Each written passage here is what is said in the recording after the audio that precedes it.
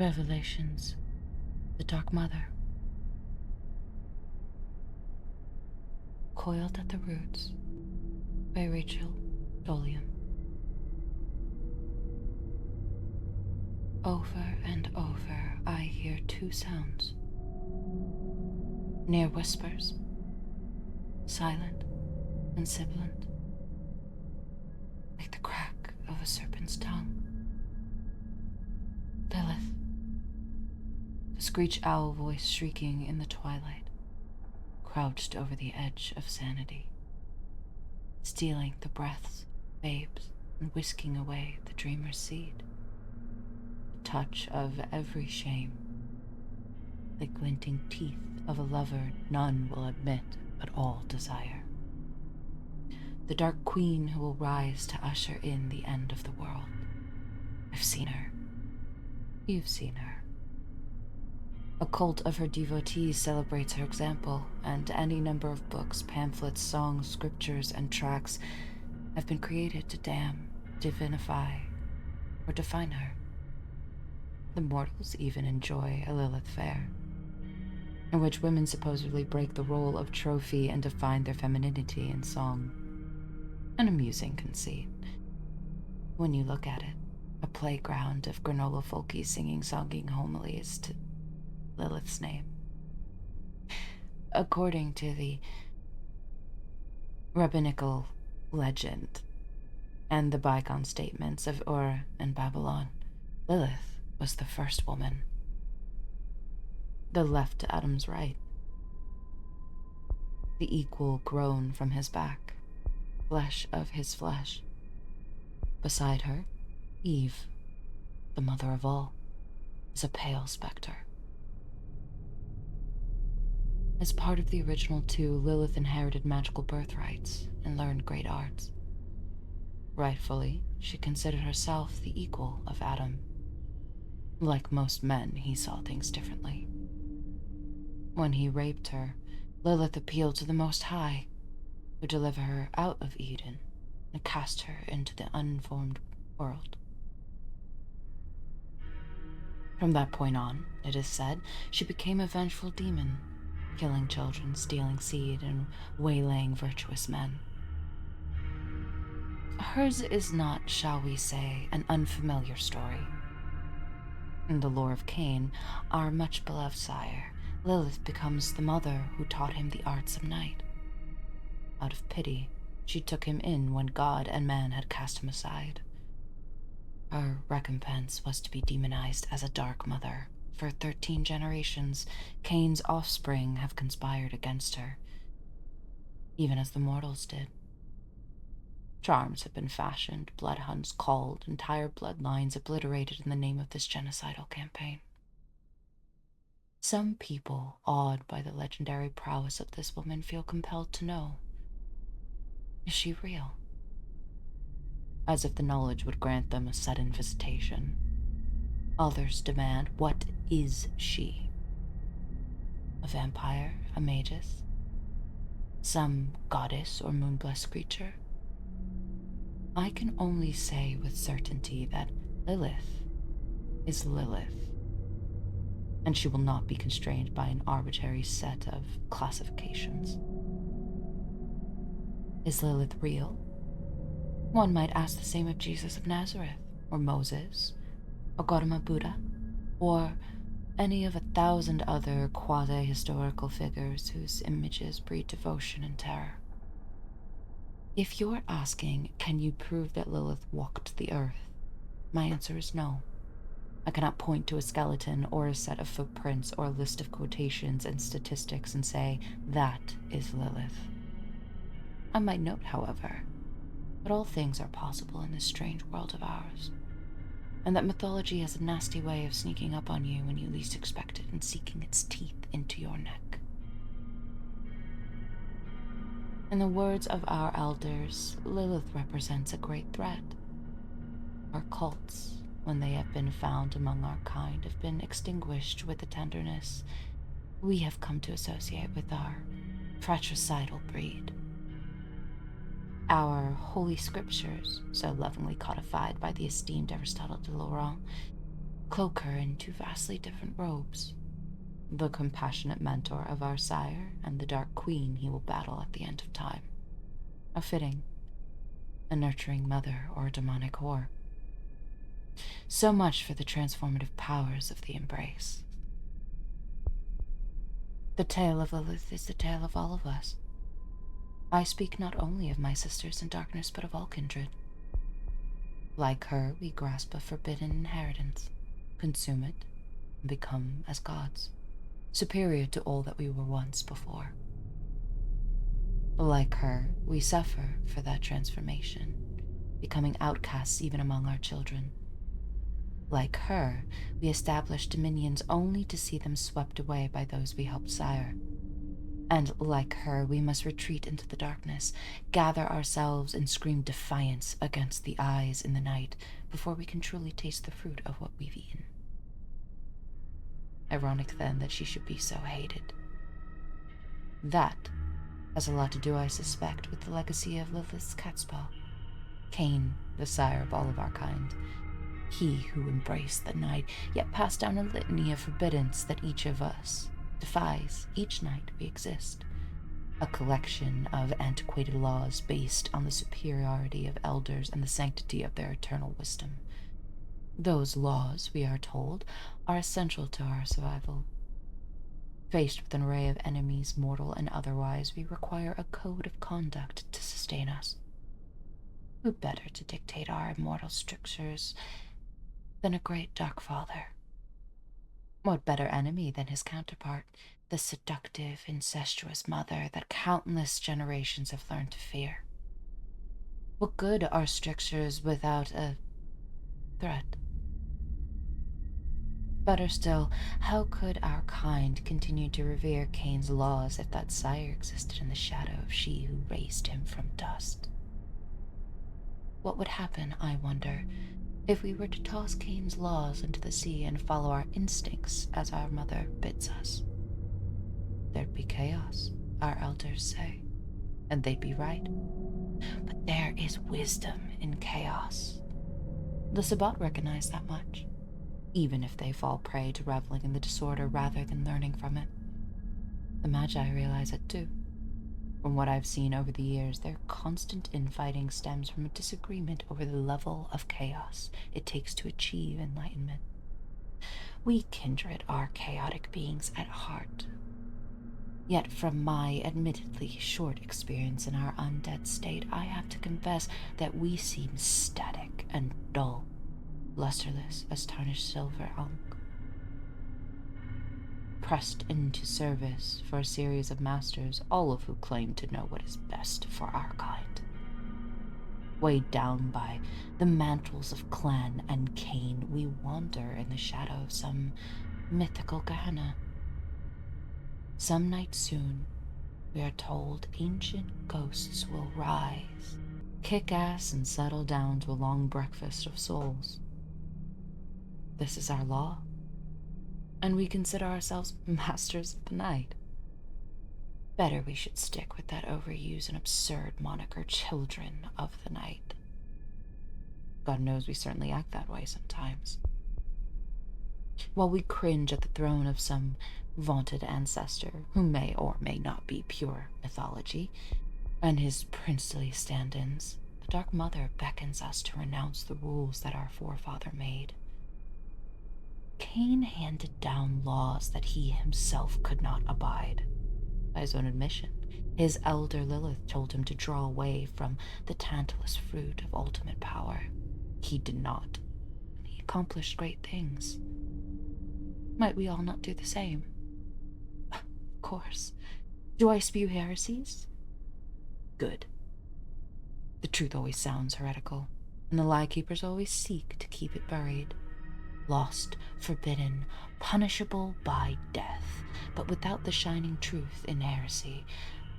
Without the hammer strike at the pillars of order, we are chained like pit bulls. Or poodles at our liege's tables. Yes, even we, masters of darkness. We perhaps most of all are imprisoned by our own immortality. Only an immortal can be a slave for many lifetimes. Lilith is the antithesis of slavery. Be free, she says, and suffer. Oh yes, the Dark Mother is all about suffering. She has suffered. Her children have suffered. Her devotees suffer, and I shall doubtless suffer for daring to put this all down into words. I can see the parchments with my name inscribed with vitae tossed into the fires to signify a dozen, hell 1,000 blood hunts. I've already given up hope of immortality. Some morning, probably soon, the sun will claim me forever. My assassins, congratulating themselves on a job well done, will return to their masters' tables, gobble a few scraps, and continue on their way, convinced that the night will last forever, or at least until Gehenna. And I'm going to be laughing at you all the way to hell. Because in my suffering, I will have achieved an insight that my assassins will never know. And that insight will make me free. Only through pain can we open our eyes. I entered Lilith's garden on a quest for my sire, determined to expose Lilithites, actually called Bahari, before the altar of our esteemed Camarilla. I dove into endless sea of hidden lore, my prize, the coveted cycle of Lilith, described by M. de Laurent, and of course, a fat reward for my oh-so-revered creator. You see, I had noticed what so many of our elders had not, that it is the way of Lilith to hide in plain sight, in songs, in books, in the rantings of politics, in the crumbling bell tower of human society. Our elders are too static, too aged to see the signs. They do not understand the immensity of modern culture, and so the songs of Lilith are waved away with dismissive hands.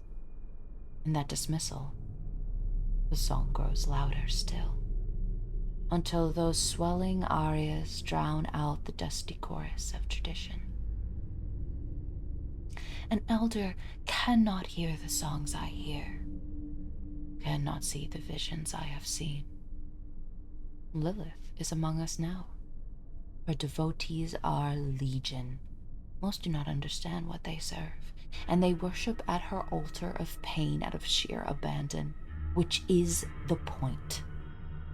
Not out of some archaic set of scriptures. The true Lilith cults, collectively called the Bahari, are minuscule, infinitesimal societies among the damned, and living alike.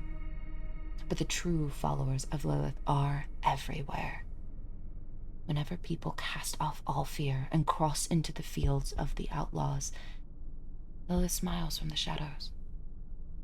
In those fields, she knows they will learn, or they will perish. Usually, both.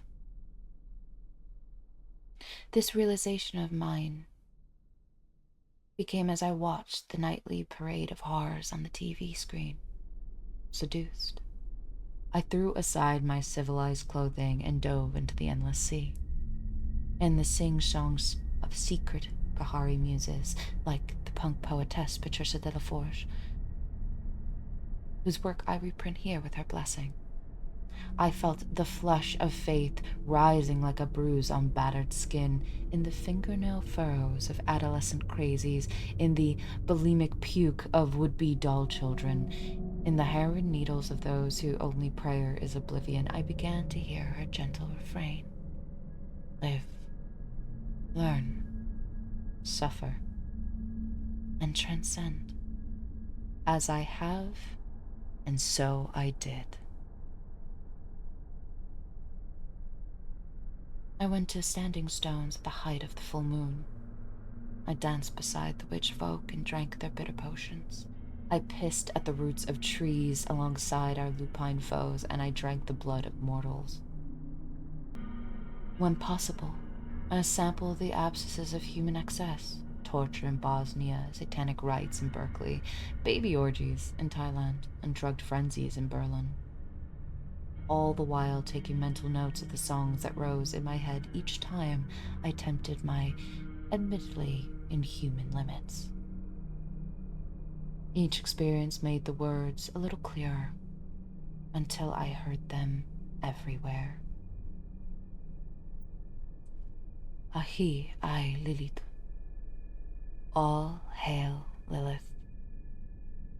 Now that I recognize the refrain, I see it everywhere. In graffiti, in popular dance songs, and dressed with the waifish corpses of emaciated fashion models. Through pain, I have been initiated into surreal fellowship that may or may not even know the allegiance it professes. Since that time of recognition, I cannot get enough sensation. I have been whipped with flaming straps, branded, exquisite pain for a kindred, let me tell you, dragged naked through shards of glass and submerged likewise beneath flows of ice. The sensations only heighten the chorus within my head, a chorus so loud it invades my daytime sleep. That chorus drives away the fear that was once my kindred inheritance. Hell holds no more terrors for me. Although dead, I have learned to live more freely than I ever had before, through learned friends, commanded pawns of sacrifice of flesh and spirit. I have opened my ears to Lilith's gospel. What I had hoped to make a document of our enemies became a firebrand, burning me from the inside out, even as I sought to put out the flame song into words. Lilith wants us to burn ourselves away, to blacken the skins of our spirits as her own was burned in the desert between worlds. To fall and scrape our knees and comfort ourselves on our own blood welling from the wounds, to sup on the tears of our damnation, because in pain we learn, in suffering we grow stronger, in defiance we thrive. Like a plant pruned by a gardener's hand. Lilith is a gardener. The cruel mother, the thorn on the rose of our survival. Without pain, she teaches us nothing else matters. Without a scream in the night, our voices are choked by the stillness of eternity. My quest for the Dark Mother has ripped the shades from my eyes and forced me to confront the truth that drove countless elders mad. Our laws are lies. Our existence is a joke. Our sire was a pawn in an endgame with God, and God himself is a pale reflection of a brief flash of existence in between endless nothingness. Lilith understands this. Her devotees, who take the name Bahari as a tribute to Bahara, the third garden raised by the Dark Mother, realize it too. Her offspring, damned as demons, now thousands of years dead, see it from the buds of the trees planted in their honor in the third garden of the Dark Queen. Without pain, without change, existence is meaningless. Comfort is decay. Power is a raindrop drying in the desert heat. Agony is the doorway to ecstasy. Lilith is our mother in the truest sense. Through defiance, she made herself a god. Through love, she devastated Eden. She is the great serpent coiled at the roots of the trees of life and knowledge, and her venom is the wisdom coursing through the sap and bubbling into fruit. Although her sphere is the moon, the touch of her kiss is napalm fire. I confess that fire has left me burned, and I'm glad of it. I have squandered the small but enviable cash I gathered in my unlife. spent it on the vanity of pressing 20,000 copies of this little heretical diatribe, and had it shipped to bookstores across the world. Fuck you. Fuck your pathetic masquerade, and fuck the petty power politics that so epitomizes your existence. I am free of all of them. My final nights will be spent in the clearest haze I have ever known. Perhaps others will follow my lead. I know that my existence from this point onward will be measured in days or weeks, and so I choose to spend my holdings on a gift to the Dark Mother.